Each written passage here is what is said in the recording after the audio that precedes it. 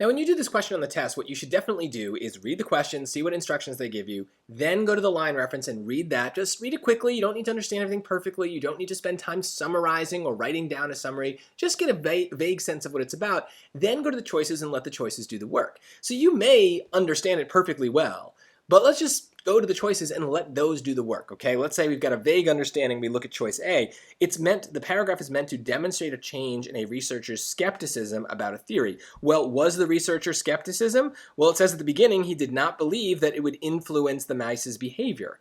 Okay, that seems like he's skeptical that it has an effect, so that seems pretty good. And is there a change? Well, by the end of it, it says that Peterson's method provided strong evidence that manipulation of the gene leads to an increase in the IQ. So, okay, that seems like he didn't think it would help, but it did help and it worked. So that seems like a change. So right there, I'm not really getting that out of the passage so much as I'm getting that out of the choice and then looking for those ideas in the answer or in the passage. And so that's probably good, but we need to be thorough. We need to do this exact same thing for all of the choices just to make sure. So let's look at B. Offer a practical application of a researcher's discovery. We'll turn this choice into a question. What is the practical application? Can you name it? I can't, which means it's probably wrong. They don't talk about what this is going to mean for an everyday mouse, or I don't know.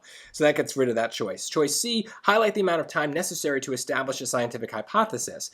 Well, they do kind of talk about the time, right? They do say that it was several dozen trials, 3 different experiments, so I guess that takes a long time. But notice they never actually specify the amount of time. If they were highlighting that, we would get the amount of time. Is it years, months? I don't even know. So this is way too specific. It's kind of orbiting what they're talking about, but it's just one little detail. And so this is why maybe that's something that you would have pulled out of it as your own summary, but doesn't mean that the answer choice is going to match that. We have to look at the choice and see if it gets more specific than the passage does. And then choice D suggests that future experiments are likely to weaken a finding. Well, my dumb summary of this choice is that it's very negative.